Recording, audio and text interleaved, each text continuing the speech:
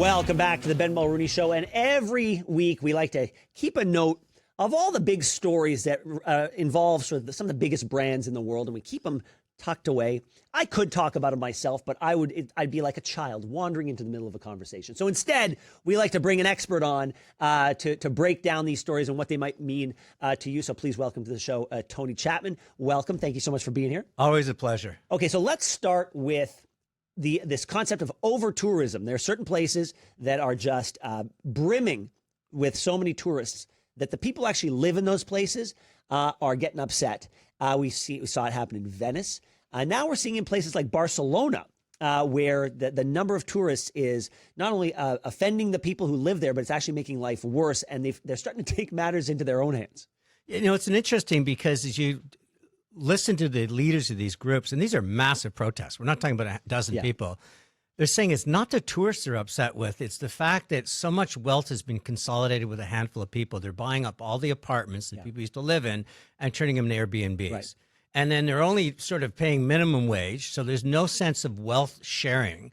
So the people living in Barcelona, my costs are going up, my wages are going down, there's more traffic. So something's got to move and something's got to change. And they're putting a lot of pressure on the politicians. And what we're seeing is a huge backlash against the Airbnbs of the world, saying, you know what, you want to buy an apartment and live in it as opposed to rent it out. So I think that's the tension point that's got to, something's going to snap. Well, it's interesting on a lot of fronts. One, like the fact that they're taking matters into their own hands, and they've got like squirt guns and they're just randomly squirting tourists. And the goal is just to make them a little uncomfortable. And I kind of like that. I mean, listen, in Canada, we call it assault.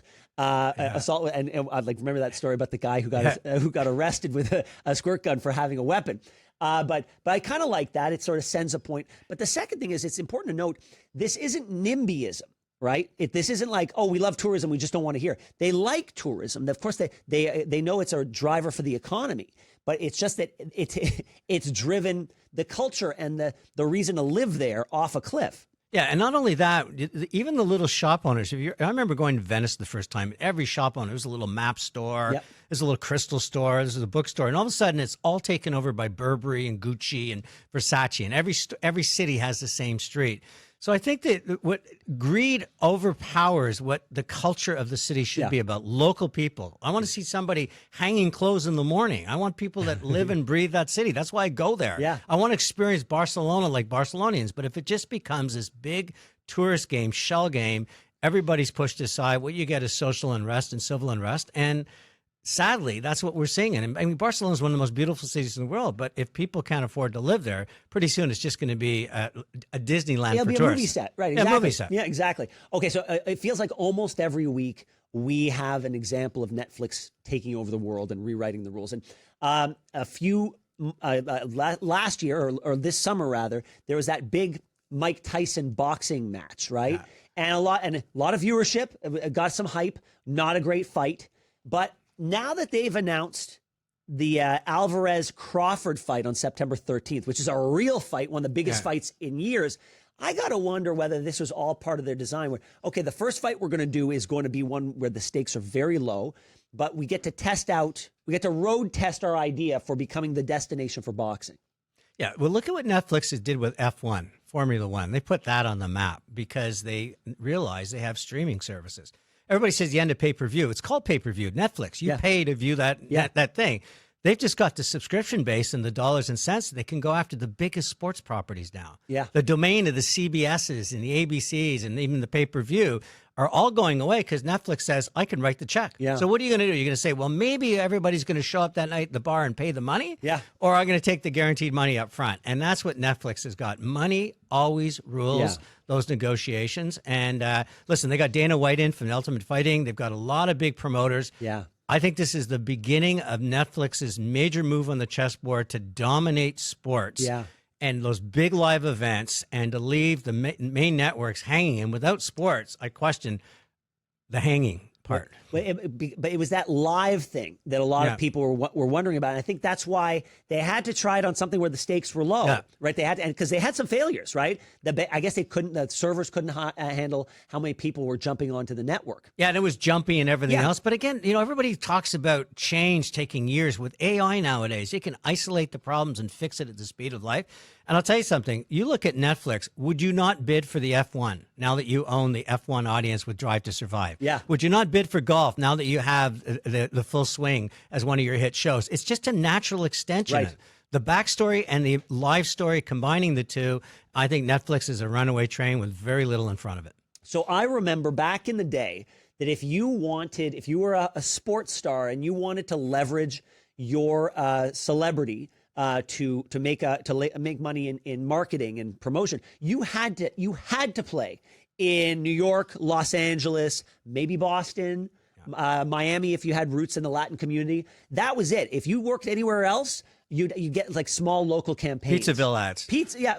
Nothing wrong with Pizzaville. We like them very much. I know, but I'm just saying. I mean, my thing is you get a local brand. So you got this Canadian kid, Shea Gilgeous-Alexander, who's the tremendous, one of the greatest players of his generation, playing in Oklahoma. Yeah. And he's the face of Converse. He's he wants to be a guy who moves the needle on global fashion. Well, this is a great story to unpack. But first of all, athletes used to just sing for their supper. They had a bit of celebrity, you hired them as an endorsement. Then they said, I actually want to control the creative product. Michael Jordan, I want to be part of designing the shoe. Kanye West with Wheezy's.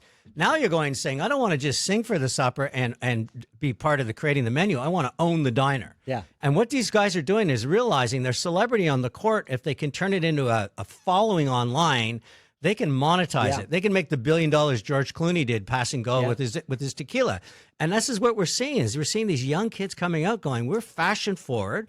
Why should we simply be, send me your clothes, I'll wear it? No, I want to own a piece of the fabric. Yeah, the Converse, in an effort to keep him as their biggest star, gave him the title of creative director of Converse. Yeah. And apparently his finger, that's not a vanity title. He actually works for that. But they're so image conscious. These people have come up on TikTok and social media and digital media. They've been creating since they're age 5.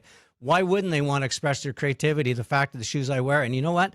Because they're doing it, there's authenticity to it, and authenticity is what sells fashion. So I don't know if you listen to the podcast Smart List, but it's one of the funniest. Absolutely. I love it so much. Insightful, very funny. 3 great friends. What are their names?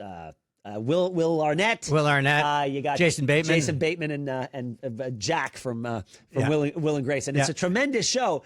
And look, these guys typically have on their store, they got a merch store. Like that's what you do. That's how you find a new income stream. How did they find their way into having their own cell phone service? Well, it's interesting because you're now seeing these podcast stars being signed for $100 million deals and migrating to television and YouTube. But what they did differently is they said, we've got such a following and we kind of represent the people. Like we're not the elite. We're just the average guy you want to have a beer with. Yeah. So a cell phone service came in saying, we're launching this line extension value brand. Everybody's in the no frill space. Why don't we do it with you? You 3 be the lead singers of it. We'll give you a cut of the action. You don't have to do anything. You're not like they're going to go hang fiber anywhere. They're just simply trading on their celebrity. It goes back to the same story we're talking about. When you build a following bigger than CBS, when you have 100 million followers, when you have every week somebody's listening to your podcast, that's the attention that every marketer lives for. Attention's the oxygen of marketing. They breathe attention, and therefore they can sign these deals. And to tell you something, they're becoming. If anybody wants to give me $100 million for chatter that matters, I'm all ears. But I'll tell you something, their podcast, they deserve it. Yeah, well, and this is the new media, right? Like, I mean, the podcast space is probably the most competitive media space around it. I think a couple of years ago, I was quoting the number that there were 1 million active podcasts. Like 3.5 million now. Now it's 3.5 million. I mean, that's a lot of noise. Well, I got to give you a stat. I'm in the top 0.5% most popular worldwide with Chad and Magical. That's amazing. 17,000 other podcasts can claim that, including Joe Rogan, who gets more downloads as we're speaking than I've had since my inception. That's funny. How competitive the field is. It is. So 3 million television channels. If you're able to cut through that noise and create something of value for your listeners, then that value should translate into money in your pocket. And if they can find ways to do it, I'm all for it for them. Absolutely. Tony Chapman, thank you very much for being here. I hope you enjoy the rest of this beautiful day. I will. Thanks so much for watching the show. Now, if you enjoyed what you saw, hit that subscribe button so you never miss another episode of The Ben Mulroney Show.